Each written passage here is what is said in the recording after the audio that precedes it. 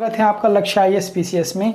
और दोस्तों, जैसे हम मॉडर्न हिस्ट्री को कंप्लीट कर रहे थे टॉपिक वाइज, तो उसमें आज का जो अपना टॉपिक है, भारत में राष्ट्रवाद के जो उद्भव है उसके कारक क्या क्या थे। अब मैंने आपको जो मॉडर्न हिस्ट्री का मैक्सिमम पॉइंट करा दिया। हम राष्ट्रीय आंदोलन में प्रवेश कर चुके हैं। जितने भी किसान आंदोलन थे, जनजातीय आंदोलन थे, ठीक है नहीं, 1857 का स्वतंत्रता संघर्ष था, ये सारी चीज़ें मैं आपको करा चुका हूँ। ठीक है, सामाजिक धार्मिक सुधार आंदोलनों को करा चुका हूँ। और अब हम राष्ट्रीय आंदोलन में प्रवेश कर चुके हैं। थोड़ा सा व्यस्तता की वजह से एक कंटिन्यूटी नहीं बन पाई वीडियो में, तो उसके लिए भी आपके पास खेद है। और जैसा कि मतलब मैं कोशिश ही मेरी रहती है कि वीडियो में टाइम टू टाइम आपको जो है कंटिन्यूस वे में उपलब्ध कराता रहूं, लेकिन कुछ व्यस्तताएं रहती हैं, थोड़ा सा पढ़ने पढ़ाने का भी काम रहता है, तो उसमें थोड़ा सा आगे पीछे वीडियो हो जाते हैं। पर आपको बिल्कुल टॉपिक से, जैसे कि अब हम राष्ट्रीय आंदोलन में प्रवेश कर चुके हैं, तो राष्ट्रीय आंदोलन को हम अच्छे से पढ़ेंगे और उसके बाद अपनी मॉडर्न हिस्ट्री कंप्लीट हो जाएगी। और फिर उसी क्रम में हम पहले मॉडर्न हिस्ट्री कंप्लीट हो जाएगी और फिर हम देखेंगे आगे क्या कराना है। ठीक है नहीं, इसलिए आप लक्ष्य आईएएस पीसीएस के साथ बने रहिए। और टॉपिक वाइज ये मैंने जो आपसे कमिटमेंट किया है कि आपका मैं सिलेबस कंप्लीट कराऊंगा, साइंस भी पढ़ाऊंगा, पॉलिटी पढ़ाऊंगा, सब पढ़ाऊंगा। बस टॉपिक वाइज आपको मतलब फॉलो करते रहना है लक्ष्य आईएएस पीसीएस को। तो आज जो हम टॉपिक पढ़ेंगे वो भारत में राष्ट्रवाद के विकास का कारक। ठीक है नहीं, कौन कौन से भारत में आपने देखा होगा कि देश ऐसे ही स्वतंत्र नहीं हुआ कि भारत जो इतना बड़ा भूखंड था, आपने मतलब जम्मू कश्मीर से लेकर कन्याकुमारी तक जो भारत का क्षेत्र है और भी अंडमान निकोबार, तो यहाँ पर लोगों के मन में एक देश प्रेम की भावना कैसे जागृत हुई, लोगों के मन में ये एक विचार कैसे आया कि हम सारे लोग एक ही देश के वासी हैं और हम पर ब्रिटिश सरकार जो है वो हुकूमत कर रही है। तो ये सारी बातें कैसे आई, तो ये एक दिन की आपके पास राष्ट्रवाद जो है वो एक दिन का काम नहीं होता है, या एक उसे मतलब लोगों के अंदर जनमानस में राष्ट्रवाद को एक प्रकार की मतलब व्यक्ति की संवेदना बनाने में टाइम लगता है, व्यक्ति का विचार बनाने में टाइम लगता है।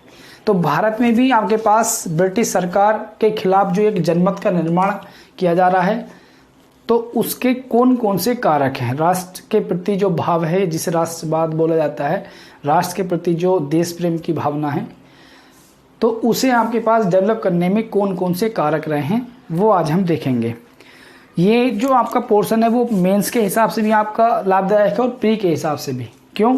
क्योंकि यूपी पीसीएस में या अन्य पीसीएस में जो प्री में भी इन लाइनों को डालकर क्वेश्चन पूछ सकता है कि निम्न में से कौन सा एक कारण भारत में राष्ट्रवाद के उद्भव का कारक है। इस टाइप से क्वेश्चन आ सकता है। बस आपको अच्छे से टॉपिक को कंप्लीट कर लेना है। ठीक है नहीं, और जैसे जैसे हम आगे बढ़ेंगे, आपको हिस्ट्री के साथ साथ मैंने आपको बोला कि एक सब्जेक्ट हम और लेके चलेंगे, तो जल्दी शुरू करेंगे। और जैसे मेरे पास थोड़ा समय का अभाव रहता है, थोड़ा सा टाइम बनेगा, तो मैं उस चीज़ को शुरू कर दूंगा। और फिर साइंस या पॉलिटी जो भी शुरू करना है, हिस्ट्री, दो सब्जेक्ट आपके एक साथ चलेंगे। और हम बीच में एक दो करंट की क्लास को भी डेली कोशिश करेंगे करंट की क्लास को लेने की, नहीं तो वीक में लेने की कोशिश करेंगे। बस आपको लगे रहना है। ठीक है नहीं, कोशिश मेरी ये रहेगी कि ज़्यादा से ज़्यादा मटेरियल आपको उपलब्ध कराऊँ। तो पहला जो कारक है आपके पास राष्ट्रवाद के उदय का, वो है भारतीय एवं उपनिवेशी हितों में टकराव। क्योंकि ब्रिटिश शासन जो है भारत में 200 वर्षों तक उन्होंने हुकूमत की, लेकिन वो विदेशी ही बने रहे। और भारत के जो लोग थे उन्हें ये लगा कि उनका जो आर्थिक शोषण हो रहा है, या भारत के जो आर्थिक रूप से पिछड़ने का जो कारण है एक प्रकार से, वो उपनिवेशी शासन ही है। ठीक है नहीं, तो भारतवासियों के ने देश के आर्थिक रूप से पिछड़ेपन का कारण ये समझ लिया, या जो मध्यम वर्ग था उन्होंने लोगों तक इस बात को पहुंचाया कि भारत जो आज पीछे है, जो भारत सोने की चिड़िया कहलाता था, वो आज जो दरिद्रता में जी रहा है, भारत के जो लोग वो गरीबी में जी रहे हैं, उसका जो कारण है वो उपनिवेशी शासन है, यानी कि आपके पास ब्रिटिश शासन ही है। ठीक है नहीं, तो ये आपके पास भारतीयों के मन में एक बात बैठ गई है।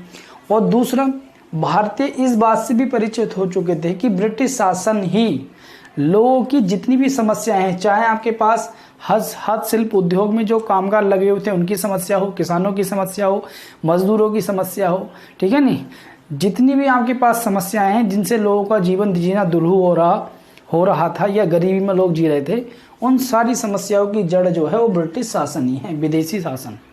तो इसलिए लोगों के मन में देश के प्रति प्रेम की भावना उत्पन्न हुई और भारत से ब्रिटिश शासन को उखाड़ फेंकने की जो एक भावना है वो पैदा हुई।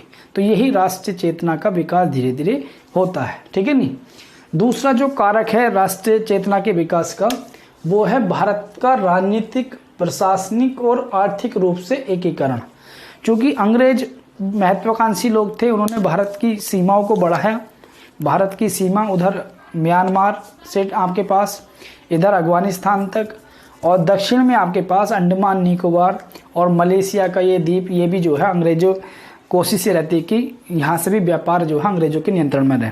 तो जैसे जैसे भारत का राजनीतिक एकीकरण हुआ, अंग्रेजों ने पूरे भूखंड पर जो है एक ही प्रकार के कानूनों का निर्माण किया गया और लोगों को ये भी महसूस हुआ कि चाहे वो उत्तर का व्यक्ति है, दक्षिण का व्यक्ति है, एक ही प्रकार की व्यवस्था के शोषण का शिकार है, ठीक है नहीं।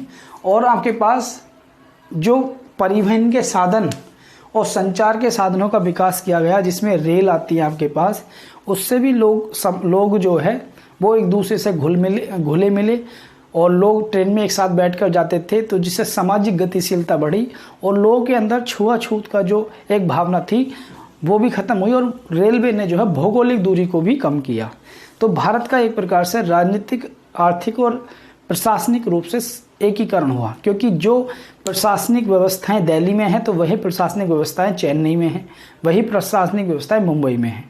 तो कुल मिलाकर जो है भारत का राजनीतिक रूप से एकीकरण, प्रशासनिक रूप से एकीकरण और आर्थिक रूप से एकीकरण हुआ, जिसने भारतीयों के मन में एक देश की मतलब प्रेम की भावना को उत्पन्न किया। अब भारतीयों को ये समझ में आ गया कि हम सारे लोग एक ही व्यवस्था के अंदर जो है शासित हैं और वो है विदेशी शासन, ठीक है नहीं। अंग्रेजों के अंदर अंग्रेज हम पर सब पर शासन कर रहे हैं और हम लोगों को जो है उनके अंडर में जो है अपने जीवन का निर्वाह करना पड़ रहा है, ठीक है नहीं।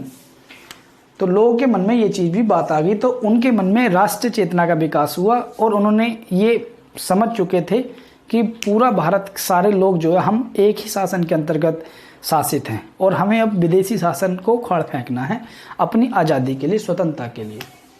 उसके बाद तीसरा जो कारक था राष्ट्रवाद के उद्भव का, वो था सामाजिक धार्मिक सुधार आंदोलन। चूँकि भारतीय समाज में बहुत सारी कुरीतियाँ थीं, भारतीय जो हिंदू धर्म था उसमें बहुत सारी कुरीतियाँ थीं और सामाजिक सुधार और धार्मिक सुधार एक दूसरे से संबंधित थे। तो राजा राम मोहन राय हों या आपके आर्य समाज के संस्थापक स्वामी दयानंद सरस्वती हों या विवेकानंद हों, इन लोगों ने ये सोचा कि अगर धर्म में सुधार करना है, धार्मिक कुरीतियों को जैसे सती प्रथा, बाल विवाह और आपके पास बहुत सारी अन्य जो कुरीतियाँ हैं, दहेज प्रथा, ये सारी जो दास प्रथा, ये सारी कुरीतियों को ख़त्म अगर करना है तो धर्म में सुधार करना पड़ेगा। समाज से अगर इन सारी कुरीतियों को ख़त्म करना है तो इसलिए धार्मिक सामाजिक सुधार आंदोलन साथ साथ चले। और जब धार्मिक सुधार आंदोलन साथ साथ चले तो जो भी समाज सुधारक थे, राजा राम मोहन राय या स्वामी दयानंद सरस्वती, उन्होंने सामाजिक जो कुरीतियाँ हैं उन पर चोट की और उन्होंने बताया भारतीयों को कि आप एक गौरवशाली देश के अंतर्गत रहते हो। उन्होंने भारत की जो गौरवशाली संस्कृति थी उससे लोगों को परिचित कराया, लोगों के मन में राष्ट्रीय चेतना के विकास को जो है पैदा करने में मदद की। और आपके पास स्वामी दयानंद सरस्वती द्वारा स्वदेशी का नारा दिया गया, स्वराज का नारा दिया गया और स्वामी दयानंद सरस्वती ने ये बताया कि विदेशी शासन चाहे जितना भी अच्छा हो, वो हमेशा स्वदेशी शासन की अपेक्षा में क्या है आपके पास दुखदायी होता है। तो इन सारी बातों से और इसलिए आपके पास लोगों के मन में भारत जो स्वदेशी शासन को प्राप्त करने की इच्छा मतलब जागृत हुई और लोगों के मन में जो है राष्ट्रवाद की भावना प्रबल हुई और भारतीयों के अंदर राष्ट्रीय चेतना का विकास हुआ। और विवेक मतलब जो भारत भारतीयों के लिए है, स्वामी दयानंद सरस्वती द्वारा नारा दिया भारत भारतीयों के लिए है, तो ये इस टाइप के नारों ने भी जो है जनता के अंदर राष्ट्रीय भावना को प्रेरित किया। उसके बाद आता है पत्र पत्रिकाओं का प्रकाशन, यानी कि जो भी ब्रिटिश गतिविधियां थी, ब्रिटिश शोषण था, उन्हें जनता के सामने उजागर करने में पत्र और पत्रिकाओं का बड़ा महत्वपूर्ण योगदान रहा। और जनमानस का, ठीक है नहीं, जो राष्ट्रवाद आपके पास जो बच्चा था उसे लोगों तक पहुंचाने में, राष्ट्रवाद की भावना को लोगों तक पहुंचाने में, जनमानस के अंदर राष्ट्रीय चेतना का विकास करने में पत्र पत्रिकाओं का बड़ा ही महत्वपूर्ण योगदान रहा। उन्होंने सबसे शुरू पत्र पत्रिकाओं के माध्यम से पहले तो ब्रिटिश शोषणकारी नीतियों को जनमत के सामने रखा गया और जनमत का निर्माण किया गया उन शोषणकारी नीतियों के विरोध में। उसके बाद पत्र पत्रिकाओं के माध्यम से स्वशासन, स्वतंत्रता, समानता, लोकतंत्र जैसे उदारवादी विचारों को लोगों तक पहुंचाया गया, जिससे लोग अपने नागरिक अधिकारों के प्रति जागरूक हुए और सारे जो भारत के आपके पास जागरूक व्यक्ति थे, जहां तक आपके पास पत्र पत्रिकाओं के माध्यम से जनमत का निर्माण किया जा चुका था, वो सारे लोग ब्रिटिश शासन के विरुद्ध एकजुट हुए और भारत को विदेशी शासन से मुक्त कराने के प्रयास में लग गए, ठीक है नहीं। उसके बाद कुछ कारक जो है भारत में राष्ट्रवाद के उद्भव के कुछ कारकों में जो ब्रिटिश जो आपके पास गवर्नर थे या वायसराय थे, उनकी भी महत्वपूर्ण भूमिका रही, जिनमें आपके पास लॉर्ड कर्जन और लिटन और रिपन, ये तीन जो है महत्वपूर्ण हैं। जैसे कर्जन के द्वारा बंगाल का विभाजन किया गया। लॉर्ड कर्जन ने 1905 में बंगाल का विभाजन किया और जिसके विरोध में स्वदेशी आंदोलन शुरू किया गया, ठीक है नहीं। और इस स्वदेशी आंदोलन न केवल बंगाल तक सीमित रहा बल्कि यह पूरे भारत में, ठीक है नहीं, बंगाल तक ये सीमित नहीं रहा, पूरे भारत में भी इस आंदोलन का प्रभाव देखने को मिला और लोगों के अंदर देश प्रेम की भावना को इसने बड़ा ही तेजी से आपके पास जागृत किया। और अब आपके पास बाल गंगाधर तिलक हों, लाला लाजपत राय हों, सुरेंद्रनाथ बनर्जी हों, कोई भी आपके पास जो है, इन लोगों ने स्वदेशी आंदोलन में पार्टिसिपेट किया और जन जन तक जो है स्वशासन, स्वराज, इन ये सारे जो लोकतंत्र, स्वतंत्रता, समानता, इन विचारों को लोगों तक पहुंचाया और विभिन्न त्योहारों के माध्यम से जो है राष्ट्रीय भावना को आपके पास लोगों तक पहुंचाया और लोगों को ब्रिटिश शासन के विरुद्ध एकजुट होने के लिए का आह्वान किया, ठीक है नहीं। और फिर लॉर्ड कर्जन ने आपके पास विश्वविद्यालय अधिनियम लाकर जो आपके पास शिक्षण संस्थान थे उन पर सरकारी नियंत्रण करने की कोशिश की गई। इससे भी जो पढ़े लिखे बुद्धिजीवी वर्ग थे भारत के, उन्हें लगा कि ब्रिटिश शासन जो है वो केवल भारत में हमारी भलाई के लिए नहीं बल्कि अपने साम्राज्य की सुरक्षा के लिए काम कर रहा है। उसके बाद लॉर्ड लिटन द्वारा समाचार पत्रों पर प्रतिबंध के लिए वर्नाकुलर प्रेस एक्ट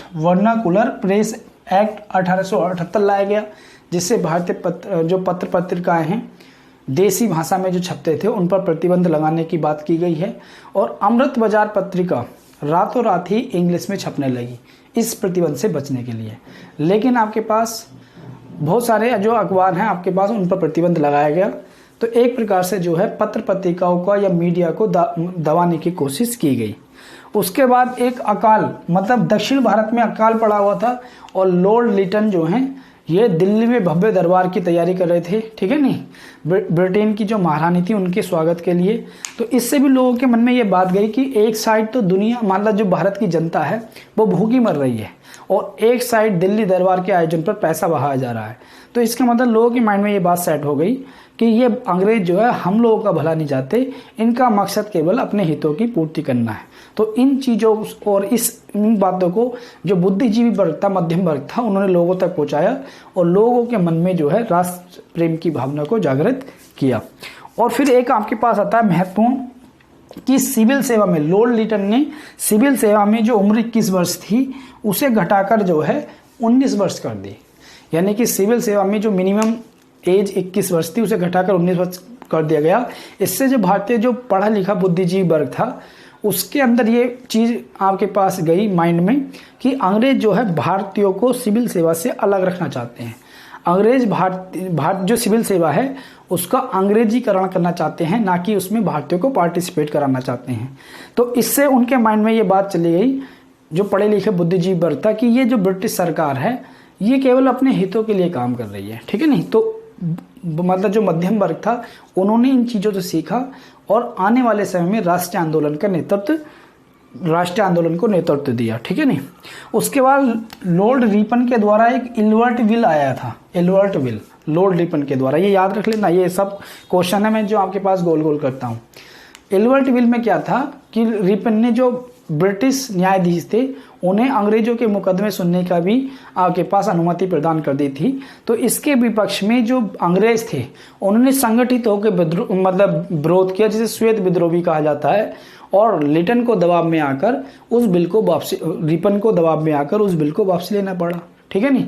इससे भारतीयों के मन में ये बात आपके पास गई कि अगर संगठित होकर विरोध किया जाए तो ब्रिटिश जो साम्राज्य है इसे भी भारत से उखाड़ा जा सकता है। तो इस बात जब मतलब भारत के लोगों में बात गई तो उन्होंने संगठित होकर राष्ट्रीय मूवमेंट को गतिशीलता प्रदान की, और राष्ट्रीय मूवमेंट मतलब जो हम राष्ट्रीय आंदोलन है भारत की स्वतंत्रता का, इंडियन जो फ्रीडम का जो मूवमेंट है, उसे आगे आकर मध्यम वर्ग ने नेतृत्व दिया और उसे जन जन तक पहुंचाया, और जिसका परिणाम जो है भारत की स्वतंत्रता के रूप में सामने आया। तो दोस्तों ये मैंने आपको बताया कि भारत हमें जो आज़ादी मिली है ऐसे नहीं मिली, कैसे राष्ट्रवाद की भावना को लोगों तक पहुंचाया गया, जनमत का निर्माण किया गया, इन सारी ये 5-6 पॉइंट मैंने आपको बताए। तो इसके माध्यम से हमने समझा कि जो राष्ट्रीय आंदोलन का जो अपना टॉपिक शुरू हो रहा है उसमें पहले हमने देखा कि राष्ट्रवाद का निर्माण कैसे किया गया, और अब हम अगले टॉपिक में पढ़ेंगे, आई होप आपके समझ में आया होगा। अब हम अगले टॉपिक में पढ़ेंगे कि कांग्रेस की स्थापना से जो है राष्ट्रीय आंदोलन का शुरू हो जाता है, लेकिन कांग्रेस की स्थापना से कुछ पूर्व संस्थाएं थी जो भारत में काम कर रही थी उन्हें पढ़ेंगे, और फिर हम कांग्रेस की स्थापना को पढ़ेंगे। तो बस आप लक्ष्य IAS PCS के साथ बने रहिए, और मेरी कोशिश ये रहेगी आपको कंटिन्यूस रूप से जो है लेक्चर प्रोवाइड कराऊं, ताकि आपकी तैयारी जो है वो लगातार चलती रहे। मिलते हैं फिर नए टॉपिक के साथ अगले वीडियो में।